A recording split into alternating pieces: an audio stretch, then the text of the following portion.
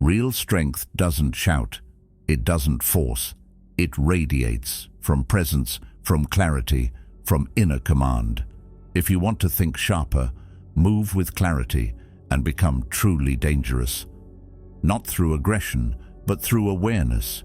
You have to stop chasing the external and start studying the internal. Most people spend their whole lives reacting to pressure, to people, to fear. They move fast, speak faster, and think the least. But beneath all that noise, there's something they've never touched: stillness. Not laziness, not doing nothing, but deep, focused, powerful stillness.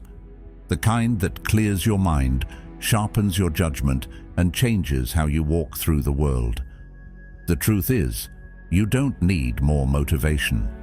You don't need more information. You need discipline, mental discipline, and not the kind that comes from forcing yourself to grind, but the kind that comes from self-mastery. Because real strength isn't about controlling everything around you, it's about mastering what's happening within you. If you appreciate what's happening here, a simple, free way to support it is to subscribe to our channel. That helps keep the content alive and flowing. Let's begin. Step 1. Stillness before strategy. We live in a world that celebrates speed. Move fast, speak up, stay ahead. That's the message drilled into us from an early age. If you pause, you fall behind. If you wait, you lose. So we race through our days, filling every gap with tasks, noise, and constant activity. But here's the twist. What if the power you're chasing doesn't come from moving faster, but from learning to be still? Because silence isn't weakness. Stillness isn't laziness.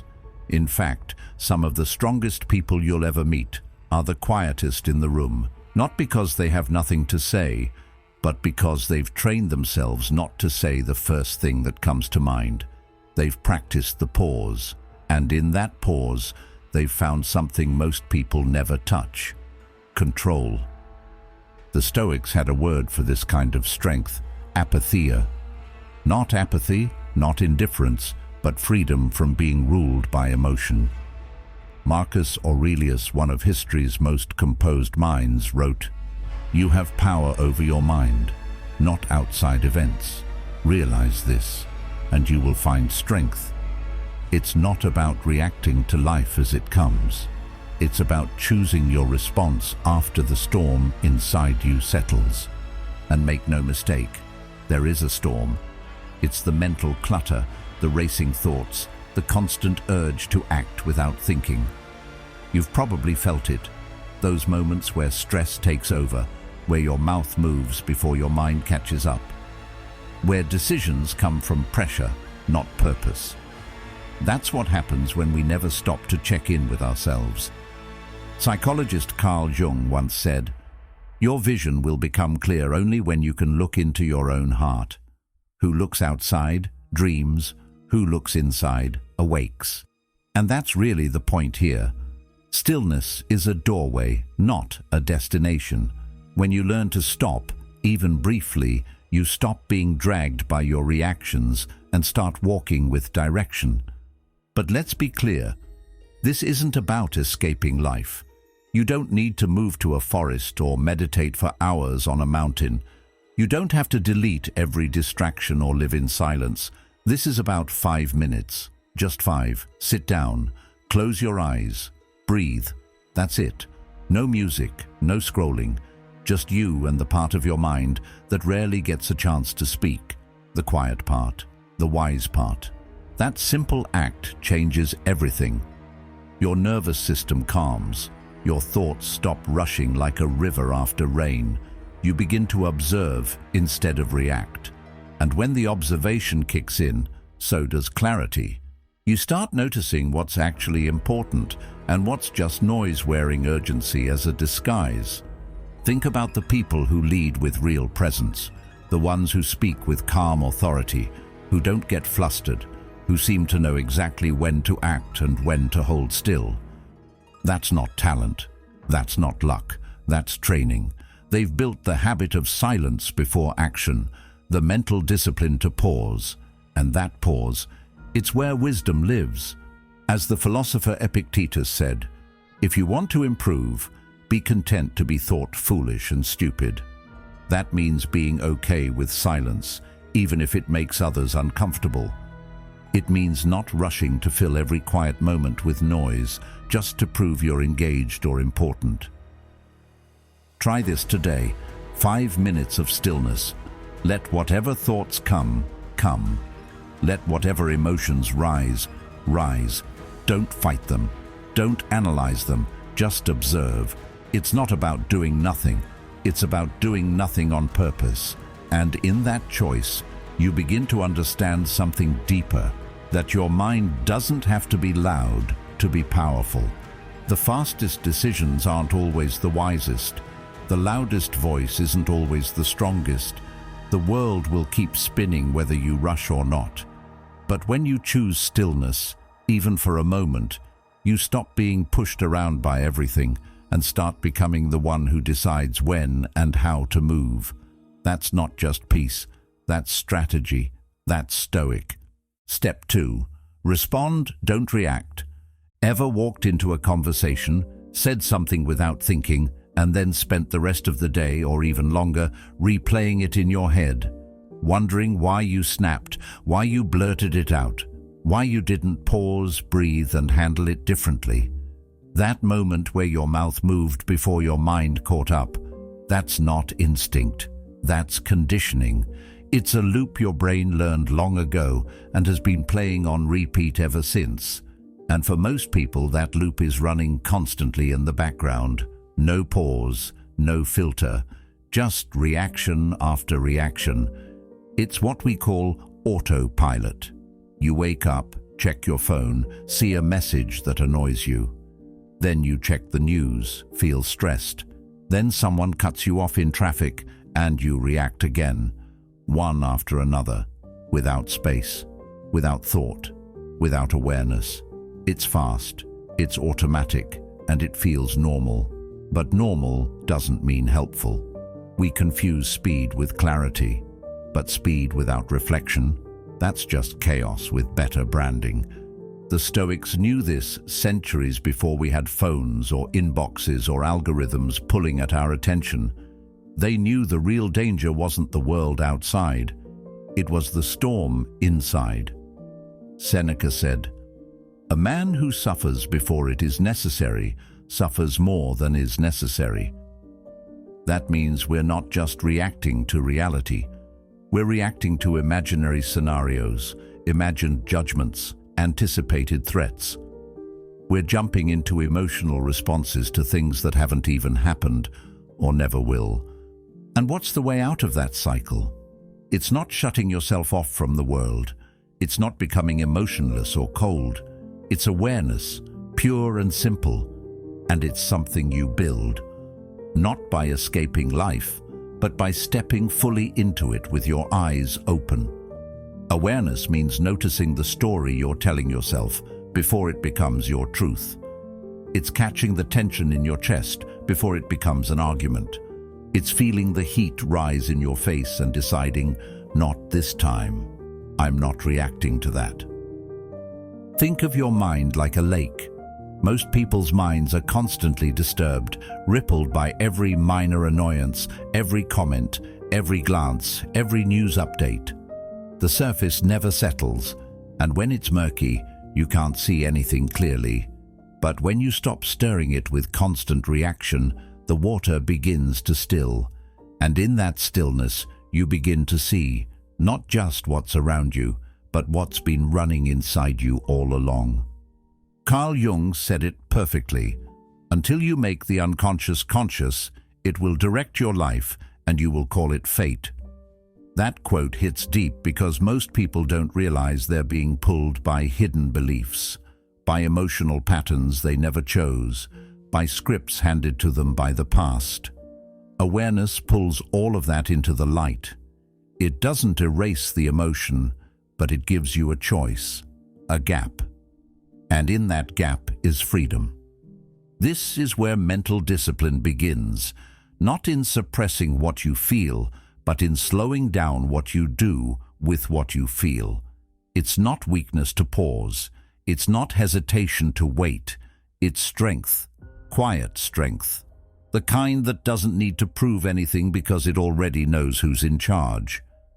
Try it the next time you're triggered, when someone challenges you, mocks you, criticizes you, or just catches you on a bad day. Pause. Count to 3. Don't rush to fill the silence. Let your emotion rise, sure, but don't ride it blindly. Watch it, study it. Let your awareness catch up to your reaction. That pause rewires everything. It tells your brain, we're not doing this the old way anymore. And each time you respond instead of react, you reinforce a new path, a path of presence, a path of control, a path that belongs to you, not to your habits, not to your triggers, and definitely not to the people trying to throw you off course. Epictetus said, "It's not what happens to you, but how you react to it that matters." And that one sentence sums up an entire way of life. Because the truth is, you can't always control what comes at you, but you can always choose how you meet it. In a world that tries to push your buttons at every turn, choosing how you respond is a quiet form of power. One that can't be taken, only given. So don't give it away so easily. Own your pause, train your awareness, and lead your life. Don't just react to it. That's not hesitation. That's mastery. Stoic, steady, earned mastery. Step 3. Observation is a skill, not a trait. Some people walk into a room and sense everything without a word being said. The moment they step in, they know if something's off. They can read it in the air, the slight shift in someone's posture, the forced laugh, the way eyes avoid contact. They don't need explanations or analysis. They simply know. It's not magic. It's not instinct. It's awareness. And it's one of the sharpest tools a human being can develop, but also one of the most overlooked. Because in a world obsessed with speaking louder, acting faster, and constantly doing, we rarely get taught how to observe.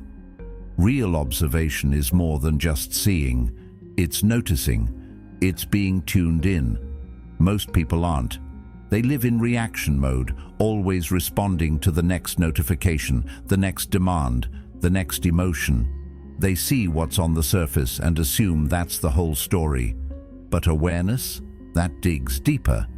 It asks you to slow down, strip away distraction, and see what's actually there. In Stoic practice, this kind of perception, both of the world and of the self, is everything. The Stoics believed that clarity came before action, that you should never move unless you understand what you're responding to. Epictetus said it best. Man is not worried by real problems so much as by his imagined anxieties about real problems. Think about that. It's not usually the thing itself that causes us stress. It's our interpretation of it, the mental narrative, the assumption, the fear. That's where awareness becomes powerful, because it doesn't fix the world, but it fixes your lens. But don't get it twisted. Awareness isn't passive. It's not sitting in a corner being zen while the world rushes by. It's a deliberate practice. It's active. It listens deeply, watches carefully, notices constantly. It's like tuning into a signal that most people can't hear because they're too busy blasting their own. And when you tap into that signal, everything slows down. You see the micro delays in someone's answer. You feel the energy shift in a room. You notice when you start to close up, get defensive, or lose energy. These aren't minor details, they're data. And once you have that data, you have an edge. Observation starts with others, yes, but the most profound work happens when you turn that focus inward. You start asking questions like, why do I feel drained after that conversation? Why did I tense up when that person walked in? Why do I always get irritable around the same time every afternoon? These aren't random experiences. These are signals from your nervous system, and they form patterns. and patterns once identified can be broken or strengthened. That's how you regain control. Carl Jung captured this with a single line: "Until you make the unconscious conscious, it will direct your life and you will call it fate." Most people walk through life thinking things just happen to them. But it's often their blind spots, their unexamined habits, their default settings that are shaping their reality, and they don't even know it. But once you see a pattern, really see it, you can't unsee it. It becomes part of your awareness, and that awareness starts to shift how you move. But there's a trap. Many people confuse observation with judgment. They start noticing things and then immediately label them: good, bad, weak, strong. But real awareness isn't rushed. It doesn't rush to conclusions. It waits. It watches. It holds the tension of not knowing, of uncertainty, of complexity, until the picture becomes clear. That's what gives it power. It's not a reaction. It's a posture. And this doesn't require hours of meditation or a total lifestyle change. Start small. One day. Speak less. Observe more. Don't rush to respond. Don't interrupt discomfort with distractions. Watch your body. Notice how people respond to your energy. Listen, not just with your ears, but with your attention. How does the room feel when someone enters? How does your mood shift throughout the day? These tiny observations, repeated daily, build into something most people never develop: presence. Presence isn't just about confidence, it's about clarity. People who are truly present see more, feel more, understand more. They aren't lost in assumptions, they're tuned in. And the more you train this, the more powerful your perception becomes. Most people miss what matters. They miss the subtle warning signs in relationships. They miss the physical signs of stress in their body. They miss the chance to adjust before they crash. But not you, not if you train for it. Because when you start observing more than you react, you begin to understand the game before it's played. You begin to feel truth before it's spoken. That's not overthinking, that's mastery. And that mastery, built slowly through consistent awareness, is the foundation of real wisdom. The Stoics weren't just thinkers, they were watchers, quiet, steady, unshaken, not because the world didn't challenge them, but because they'd trained themselves to see clearly before acting. So today, start with this: less speaking, more watching. Don't just look, see. Don't just hear, listen. Awareness is your edge. Sharpen it daily. Step 4. The breath is your anchor. There's a reason athletes, soldiers, and monks all train their breath. It's not just about oxygen, it's about control. Quiet, internal control. The kind you carry inside you when everything around you feels like it's falling apart. When the situation is loud, intense, unpredictable, your breath stays with you. Always available, always accessible. It doesn't ask for permission. It doesn't depend on mood or motivation. All it needs is your attention. But here's the strange part. We're raised to monitor everything except the breath. We're taught how to walk, how to talk, how to behave, how to dress, how to shape our personalities. But breathing? That's treated like background noise. Something your body just does. And yes, it does happen automatically, but that's exactly why it holds so much untapped power. See, your breath is one of the rare things in life that's both involuntary and voluntary. You breathe without thinking, yes. But you can also choose to slow it, deepen it, shape it. That's what makes it a bridge, a connector between your conscious and unconscious, between your thinking mind and your feeling body, between the chaos outside and the calm inside. It's not just a survival mechanism, it's a tool, a compass, a steering wheel.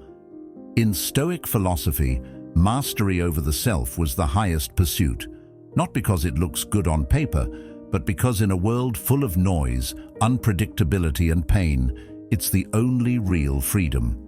As Marcus Aurelius said, "Nowhere you can go is more peaceful, more free of interruptions than your own soul." But let's be honest, you can't reach that kind of peace when your breath is trapped in your chest, shallow and tight. You can't be mentally steady when your body is stuck in fight or flight. A restless breath is a restless soul. It's a mirror. Think about the last time things spiraled. You were overwhelmed, anxious, angry. Maybe you snapped in a conversation. Maybe your mind went blank under pressure. Go back to that moment. What was your breath doing? Chances are it had disappeared. Short, fast, almost invisible. That's not weakness. That's your nervous system doing its job. But here's the insight most people miss. If your body can lead your mind into chaos, your body can also lead your mind out of it. That's the power of breath. It works both ways. And this isn't just philosophy, it's biology. When you slow your breath, you activate the parasympathetic nervous system.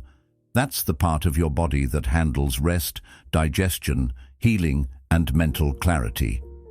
A longer exhale sends a message to the brain. We're okay, we're not in danger. And the brain listens. It stops dumping cortisol into your bloodstream. Your heart rate slows, muscles relax, your focus sharpens.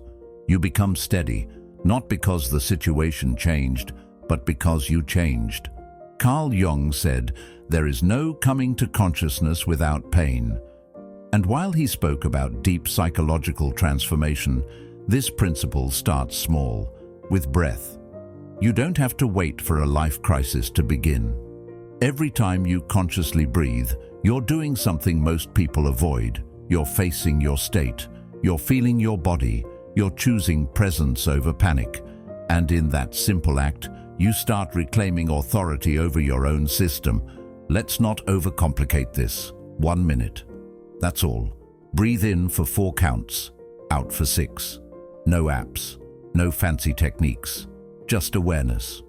When you feel overwhelmed, when your thoughts race, when your shoulders tense up, that's the signal. Come back to the breath, not with force but with intention. Let it slow you down. Let it clear space. Let it anchor you.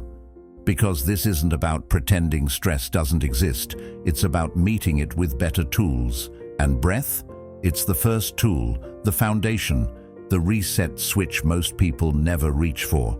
But once you train it, truly train it, it becomes something far more powerful than a coping mechanism.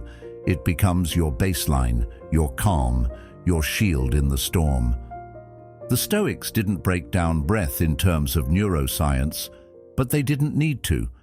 They practiced what we're just beginning to understand, that you can't lead your mind if your body is under siege. And the breath, that quiet rhythm you've been ignoring, is how you take back the lead. That's not just wellness, that's wisdom. Step 5.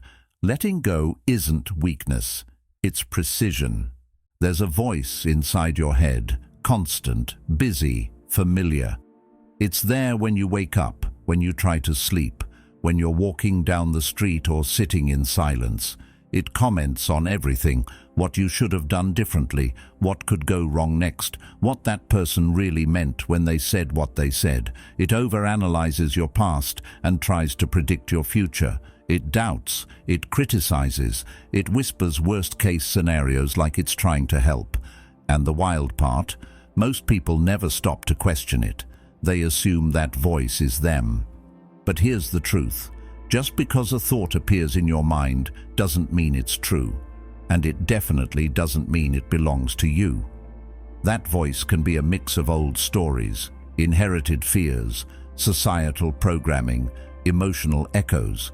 Some of it comes from childhood, some from the culture we grew up in. Some are just loops.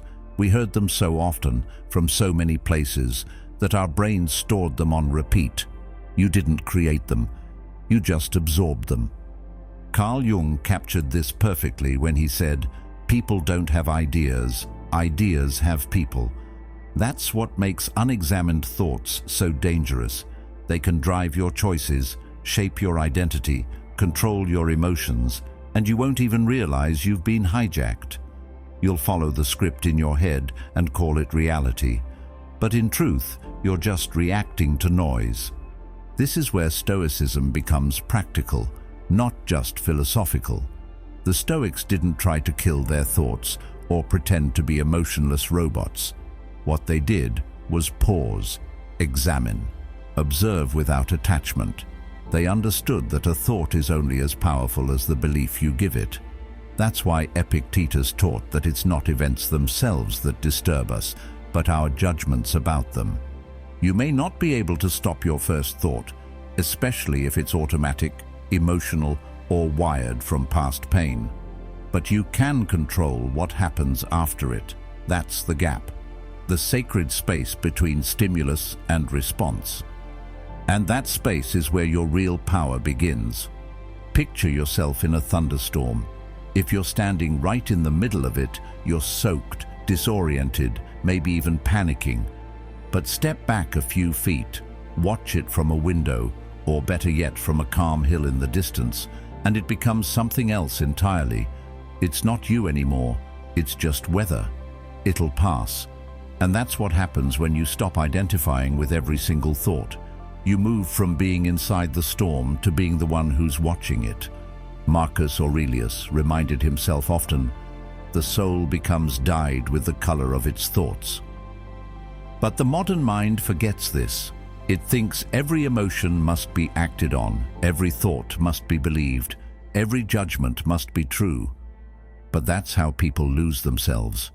They follow every mental impulse and call it being real. But what's real is this: you are not the thought, you are the one witnessing it. So the next time your mind says, "I'm not ready," or "I can't handle this," or "what if it all goes wrong?" don't push back, don't panic. Just ask a simple question: is this fear or is this fact? That single pause can break a loop that's been running for years. And in that moment, your higher self, the part that's calm, aware, and stable, can step forward. Not every thought deserves your full attention. Not every mental reaction is a command. Most of them are just background noise. Seneca put it simply: we suffer more in imagination than in reality.